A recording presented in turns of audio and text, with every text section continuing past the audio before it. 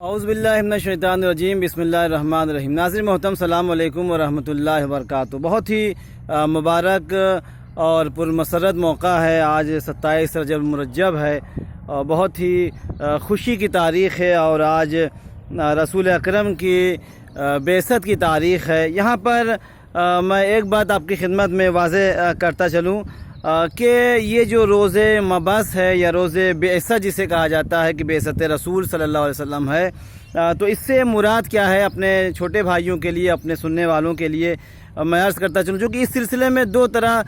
کی باتیں ہیں اور دو طرح کا عقیدہ ہے۔ ایک عامہ کا عقیدہ ہے جو عام مسلمانوں کا ایک عقیدہ ہے، اور ایک ہمارا عقیدہ ہے۔ تو دیکھیے، عام مسلمانوں کے سلسلے میں یہ عقیدہ یہ ہے کہ رسول اسلام 40 سال کے بعد وہ رسالت پر مبعوث ہوئے، یعنی ان کو رسالت عطا کی گئی، ان کو نبوت کا عہدہ عطا کیا گیا، وہ 40 سال کے بعد عطا کیا گیا، اور وہ ابتدا سے وہ رسول نہیں تھے، وہ ایک عام انسان کی طرح تھے گویا، یعنی یہ عقیدہ ہے۔ لیکن یہ عقیدہ ہمارے لحاظ سے یہ باطل عقیدہ ہے، یہ فاسد عقیدہ ہے، یہ صحیح عقیدہ نہیں ہے۔ ہمارے لحاظ سے جو ہمارا عقیدہ ہے وہ یہ ہے کہ یہ روز بعثت جو ہے، یہ روز بعثت یہ رسول اسلام کے عہدہ ملنے کا دن نہیں ہے، نبوت ملنے کا دن نہیں ہے، رسالت ملنے کا دن نہیں ہے، بلکہ یہ دن وہ دن ہے کہ جس دن رسول اسلام نے اپنے عہدے کا اعلان کیا ہے، یعنی لوگوں کے سامنے آشکار کیا کہ میں نبی ہوں، میں نبی کی طرف سے آیا، میں اللہ کی طرف سے آیا ہوں، میں رسالت لے کر آیا ہوں، میں اللہ کا نمائندہ بنا کر بھیجا گیا ہوں۔ اور اس کے پہلے 40 سال تک لوگوں کے ذہن کو ہموار کرتے رہے، اپنے کردار کا رسول اسلام لوہا منواتے رہے، لہذا وہ کفار و مشرکین جو رسول اسلام کو اس وقت جب انہوں نے کلمہ نہیں پڑھا تھا، انہوں نے رسول اللہ کی صداقت کا کلمہ پڑھا تھا، رسول اللہ کو امین مانتے تھے، امانت کا ان کا کلمہ پڑھا تھا، اور جب رسول اسلام نے اپنا پورا اعتماد قائم کر لیا،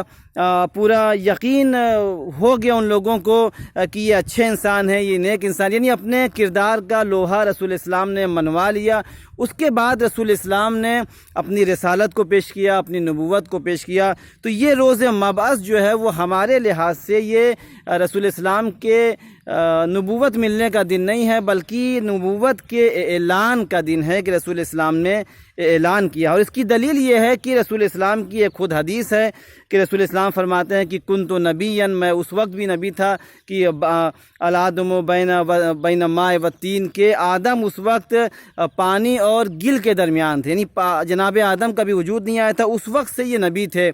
یا اسی طریقے قرآن میں بھی خود آیت ہے جناب عیسیٰ کے لیے کہ جب جناب عیسیٰ پیدا ہوئے ہیں تو جب ان کی ماں کے اوپر انگلیاں لوگ اٹھانے لگے تو جناب عیسیٰ گہوارے سے بولے ہیں، اپنی ماں کی پاکیزگی کی گواہی دی ہے اور اپنی نبوت کا خود اعلان کیا ہے۔ جناب عیسیٰ فرماتے ہیں کہ انی عبداللہ آتانی الکتاب وجعلنی نبیہ، پروردگار عالم نے